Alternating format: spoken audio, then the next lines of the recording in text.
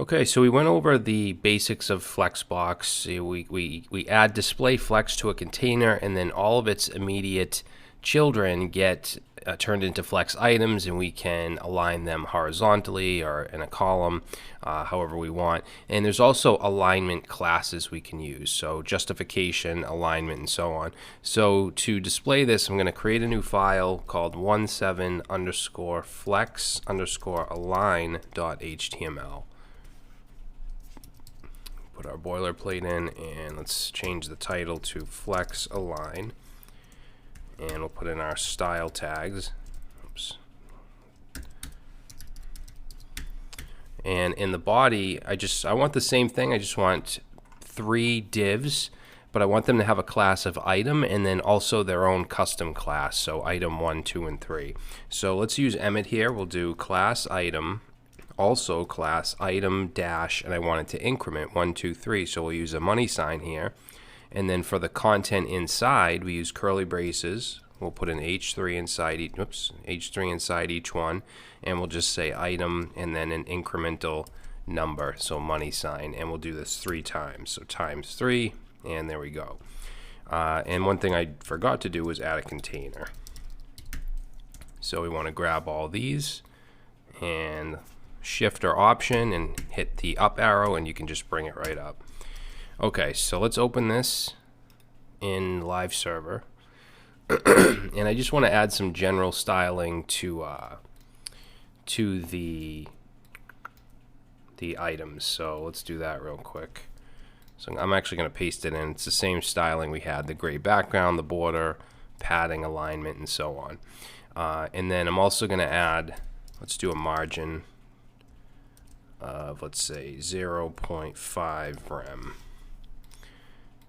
Okay, now in order for these to be flex items, of course, we need to add to the container,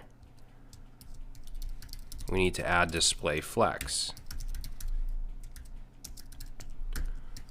So we'll save that, and again, automatically it's going to align horizontal into a row. Now let's say that we don't want to just use flex 1, flex 2. We don't want it to go all the way across. We want to give these custom widths. So basically what we can do is we could use width. I'm just going to make them all the same, but we could use width like this and say 300 pixels. So now each one is 300 pixels, but there's another property that we can use with flex items called flex basis, which will also give it a width of 300 pixels, so basically does the same thing. All right, now let's start looking at alignment classes. So I want to align these on the horizontal axis right here. So for that we use justify content. And these alignment classes, they're going to go, not classes, but properties, they're going to go on the container. So let's say justify dash content, and there's a lot of different values for this. The default is going to be flex start, which is basically aligned to the right here. Let's actually make this to these 200 pixels. Okay, so now they're 200 pixels. So flex start is basically aligning them all to the right. I'm sorry, the left. And then we have flex end if we want to align to the right. Okay, you can see they all got pushed over. Another value we have is center, so we can align them all to the center.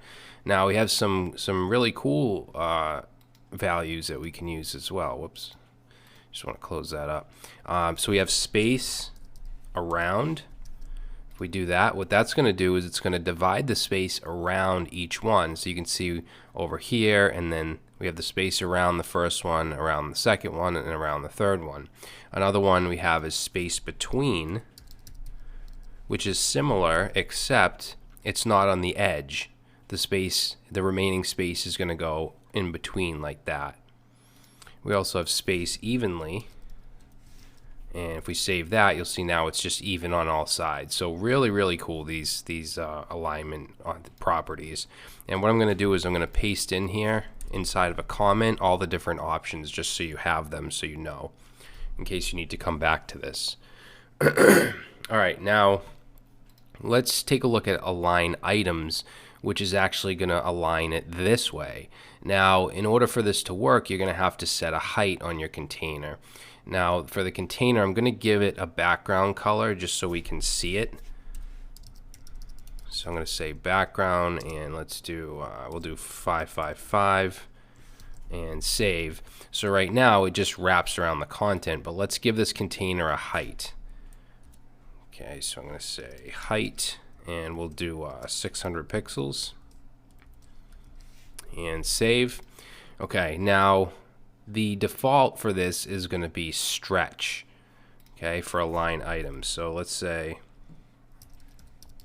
align items, and if we say stretch and save, you'll see that it's the same thing. Basically, they're going to just stretch all the way down.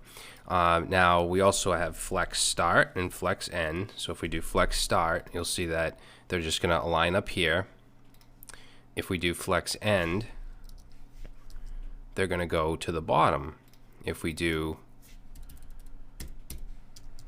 center, they're going to go right in the center. So you can see how easy aligning this stuff is. We don't have to judge and do like a padding top and have it be different pertaining to the browser height. Like, it's always going to be in the center. So let's look at some other ones. We also have, actually those, yeah, I think the only other one we have is baseline, which is just the normal. I'm not sure the difference between baseline and flex start actually. But those are the values. I'm going to paste those in. And let's just put a comment here and say justify content is when we align items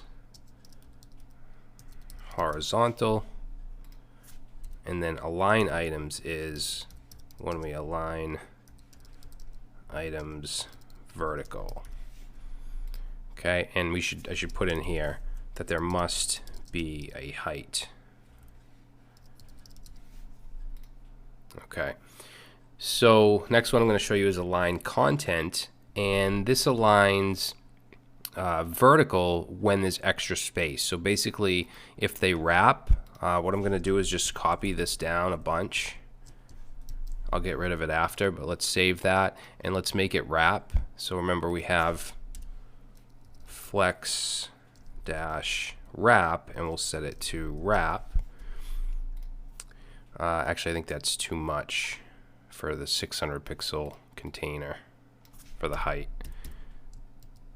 Yeah, so we'll do that. So actually we'll take off one more, so we just have 2 rows.